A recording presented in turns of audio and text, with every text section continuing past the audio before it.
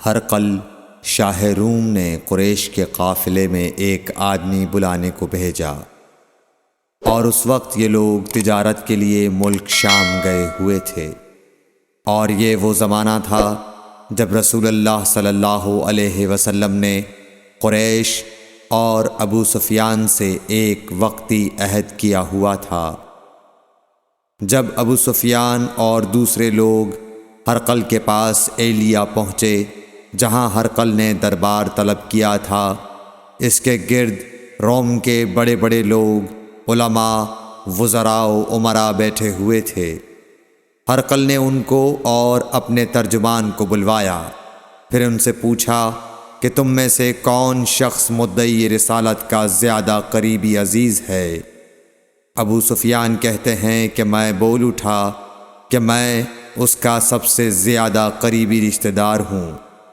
یہ سن کر ہرقل نے حکم دیا کہ اس ابو سفیان کو میرے قریب لا کر بٹھاؤ اور اس کے ساتھیوں کو اس کی پیٹھ کے پیچھے بٹھا دو۔ پھر اپنے ترجمان سے کہا کہ ان لوگوں سے کہہ دو کہ میں ابو سفیان سے اس شخص یعنی محمد صلی اللہ علیہ وسلم کے حالات پوچھتا ہوں، اگر یہ مجھ سے کسی بات میں جھوٹ بول دے تو تم اس کا جھوٹ ظاہر کر دینا۔ ابو سفیان کا قول ہے کہ خدا کی قسم اگر مجھے یہ غیرت نہ آتی کہ یہ لوگ مجھ کو جھٹلائیں گے تو میں آپ صلی اللہ علیہ وسلم کی نسبت ضرور غلط گوئی سے کام لیتا۔ خیر، پہلی بات جو ہرقل نے مجھ سے پوچھی وہ یہ کہ اس شخص کا خاندان تم لوگوں میں کیسا ہے؟ میں نے کہا وہ تو بڑے اونچے عالی نسب والے ہیں۔ کہنے لگا اس سے پہلے بھی کسی نے تم لوگوں میں ایسی بات کہی تھی؟ میں نے کہا نہیں۔ کہنے لگا اچھا اس کے بڑوں میں کوئی بادشاہ ہوا ہے؟ میں نے کہا نہیں۔ پھر اس نے کہا بڑے لوگوں نے اس کی پیروی اختیار کی ہے یا کمزوروں نے؟ میں نے کہا نہیں، کمزوروں نے۔ پھر کہنے لگا اس کے تابعدار روز بڑھتے جاتے ہیں یا کوئی ساتھی پھر بھی جاتا ہے؟ میں نے کہا نہیں۔ کہنے لگا کیا اپنے اس دعوی نبوت سے پہلے کبھی کسی بھی موقع پر اس نے جھوٹ بولا ہے؟ میں نے کہا نہیں، اور اب ہماری اس سے صلح کی ایک مقررہ مدت ٹھہری ہوئی ہے، معلوم نہیں وہ اس میں کیا کرنے والا ہے۔ ابو سفیان کہتے ہیں میں اس بات کے سوا اور کوئی جھوٹ اس گفتگو میں شامل نہ کر سکا۔ ہرقل نے کہا کیا تمہاری اس سے کبھی لڑائی بھی ہوئی ہے؟ ہم نے کہا کہ ہاں۔ بولا پھر تمہاری اور اس کی جنگ کا کیا حال ہوتا ہے؟ میں نے کہا لڑائی ڈول کی طرح ہے، کبھی وہ ہم سے میدان جنگ جیت لیتے ہیں اور کبھی ہم ان سے جیت لیتے ہیں۔ ہرقل نے پوچھا وہ تمہیں کس بات کا حکم دیتا ہے؟ میں نے کہا وہ کہتا ہے کہ صرف ایک اللہ ہی کی عبادت کرو، اس کا کسی کو شریک نہ بناؤ، اور اپنے باپ دادا کی شرک کی باتیں چھوڑ دو، اور ہمیں نماز پڑھنے، سچ بولنے، پرہیزگاری اور صلہ رحمی کا حکم دیتا ہے۔ یہ سب سن کر پھر ہرقل نے اپنے ترجمان سے کہا کہ ابو سفیان سے کہہ دے کہ میں نے تم سے اس کا نسب پوچھا تو تم نے کہا کہ وہ ہم سے عالی نسب ہے، اور پیغمبر اپنی قوم میں عالی نسب ہی بھیجے جایا کرتے ہیں۔ میں نے تم سے پوچھا کہ دعوی نبوت کی یہ بات تمہارے اندر اس سے پہلے کسی اور نے بھی کہی تھی؟ تو تم نے جواب دیا کہ نہیں۔ تب میں نے اپنے دل میں کہا کہ اگر یہ بات اس سے پہلے کسی اور نے کہی ہوتی تو میں سمجھتا کہ اس شخص نے بھی اسی بات کی تقلید کی ہے جو پہلے کہی جا چکی ہے۔ میں نے تم سے پوچھا کہ اس کے بڑوں میں کوئی بادشاہ بھی گزرا ہے؟ تو تم نے کہا کہ نہیں۔ تو میں نے دل میں کہا کہ ان کے بزرگوں میں سے کوئی بادشاہ ہوا ہوگا تو کہہ دوں گا کہ وہ شخص اس بہانے اپنے آباء و اجداد کی بادشاہت اور ان کا ملک دوبارہ حاصل کرنا چاہتا ہے۔ اور میں نے تم سے پوچھا کہ اس بات کے کہنے یعنی پیغمبری کا دعویٰ کرنے سے پہلے تم نے کبھی اس کو دروغ گوئی کا الزام لگایا ہے؟ تم نے کہا کہ نہیں۔ تو میں نے سمجھ لیا کہ جو شخص آدمیوں کے ساتھ دروغ گوئی سے بچے وہ اللہ کے بارے میں کیسے جھوٹی بات کہہ سکتا ہے؟ اور میں نے تم سے پوچھا کہ بڑے لوگ اس کے پیرو ہوتے ہیں یا کمزور آدمی؟ تم نے کہا کمزوروں نے اس کی اتباع کی ہے۔ تو دراصل یہی لوگ پیغمبروں کے متبعین ہوتے ہیں۔ اور میں نے تم سے پوچھا کہ اس کے ساتھی بڑھ رہے ہیں یا کم ہو رہے ہیں؟ تم نے کہا کہ وہ بڑھ رہے ہیں، اور ایمان کی کیفیت یہی ہوتی ہے حتیٰ کہ وہ کامل ہو جاتا ہے۔ اور میں نے تم سے پوچھا کہ آیا کوئی شخص اس کے دین سے ناخوش ہو کر مرتد بھی ہو جاتا ہے؟ تم نے کہا نہیں۔ تو ایمان کی خاصیت بھی یہی ہے، جن کے دلوں میں اس کی مسرت رچ بس جائے وہ اس سے لوٹا نہیں کرتے۔ اور میں نے تم سے پوچھا کہ آیا وہ کبھی عہد شکنی کرتے ہیں؟ تم نے کہا نہیں۔ پیغمبروں کا یہی حال ہوتا ہے، وہ عہد کی خلاف ورزی نہیں کرتے۔ اور میں نے تم سے کہا کہ وہ تم سے کس چیز کے لیے کہتے ہیں؟ تم نے کہا کہ وہ ہمیں حکم دیتے ہیں کہ اللہ کی عبادت کرو، اس کے ساتھ کسی کو شریک نہ ٹھہراؤ، اور تمہیں بتوں کی پرستش سے روکتے ہیں، سچ بولنے اور پرہیزگاری کا حکم دیتے ہیں۔ لہٰذا اگر یہ باتیں جو تم کہہ رہے ہو سچ ہیں تو ان قریب وہ اس جگہ کا مالک ہو جائے گا کہ جہاں میرے یہ دونوں پاؤں ہیں۔ مجھے معلوم تھا کہ وہ پیغمبر آنے والا ہے، مگر مجھے یہ معلوم نہیں تھا کہ وہ تمہارے اندر ہوگا۔ اگر میں جانتا کہ اس تک پہنچ سکوں گا تو اس سے ملنے کے لیے ہر تکلیف گوارا کرتا۔ اگر میں اس کے پاس ہوتا تو اس کے پاؤں دھوتا۔ ہرقل نے رسول اللہ صلی اللہ علیہ وسلم کا وہ خط منگایا جو آپ نے وحیہ کلبی رضی اللہ تعالیٰ عنہ کے ذریعے حاکم بصرہ کے پاس بھیجا تھا، اور اس نے وہ ہرقل کے پاس بھیج دیا تھا۔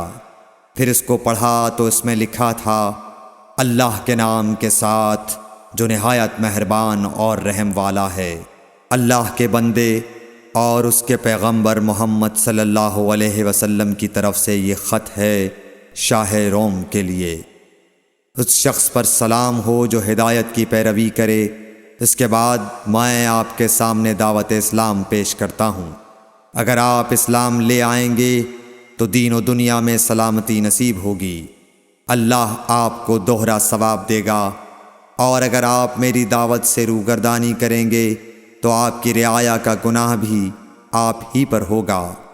اور اے اہل کتاب، ایک ایسی بات پر آ جاؤ جو ہمارے اور تمہارے درمیان یکساں ہے، وہ یہ کہ ہم اللہ کے سوا کسی کی عبادت نہ کریں اور کسی کو اس کا شریک نہ ٹھہرائیں، اور نہ ہم میں سے کوئی کسی کو خدا کے سوا اپنا رب بنائے۔ پھر اگر وہ اہل کتاب اس کتاب سے منہ پھیر لیں تو مسلمانوں، تم ان سے کہہ دو کہ تم مانو یا نہ مانو، ہم ایک خدا کے اطاعت گزار ہیں۔ ابو سفیان کہتے ہیں، جب ہرقل نے جو کچھ کہنا تھا کہہ دیا اور خط پڑھ کر فارغ ہوا تو اس کے ارد گرد بہت شور و غوغا ہوا، بہت سی آوازیں اٹھیں اور ہمیں باہر نکال دیا گیا۔ تب میں نے اپنے ساتھیوں سے کہا کہ ابو کبشہ کے بیٹے حضرت صلی اللہ علیہ وسلم کا معاملہ تو بہت بڑھ گیا۔ دیکھو تو اس سے بنی اصفر روم کا بادشاہ بھی ڈرتا ہے۔ مجھے اس وقت سے اس بات کا یقین ہو گیا کہ حضور صلی اللہ علیہ وسلم ان قریب غالب ہو کر رہیں گے، حتیٰ کہ اللہ نے مجھے مسلمان کر دیا۔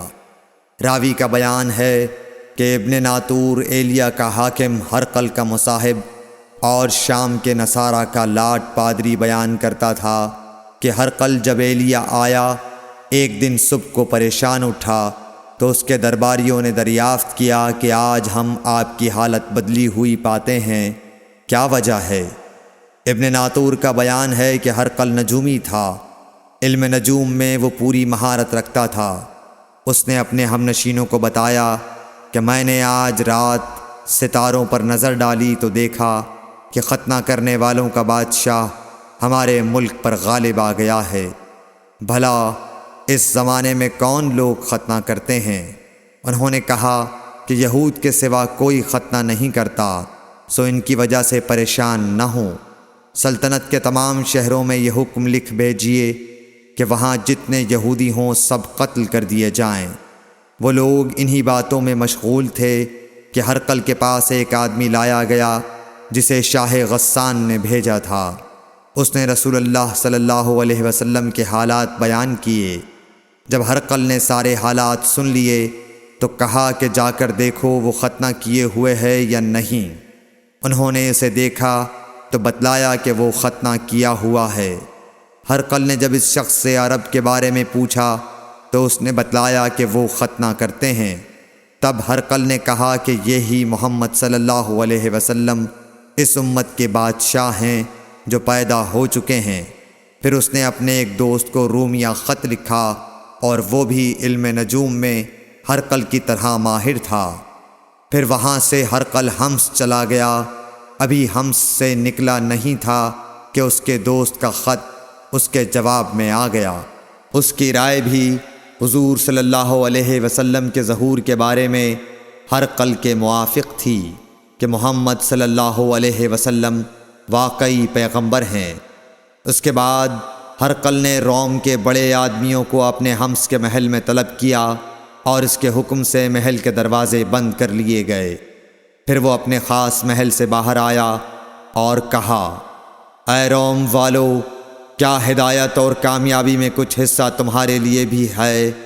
اگر تم اپنی سلطنت کی بقا چاہتے ہو تو پھر اس نبی صلی اللہ علیہ وسلم کی بیعت کر لو اور مسلمان ہو جاؤ۔ یہ سننا تھا کہ پھر لوگ وحشی گدھوں کی طرح دروازوں کی طرف دوڑے، مگر انہیں بند پایا۔ آخر جب ہرقل نے اس بات سے ان کی یہ نفرت دیکھی اور ان کے ایمان لانے سے مایوس ہو گیا تو کہنے لگا کہ ان لوگوں کو میرے پاس لاؤ۔ جب وہ دوبارہ آئے تو اس نے کہا، میں نے جو بات کہی تھی اس سے تمہاری دینی پختگی کی آزمائش مقصود تھی، سو وہ میں نے دیکھ لی۔ تب یہ بات سن کر وہ سب کے سب اس کے سامنے سجدے میں گر پڑے اور اس سے خوش ہو گئے۔ بالآخر ہرقل کی آخری حالت یہی رہی۔ صحیح بخاری حدیث نمبر 7۔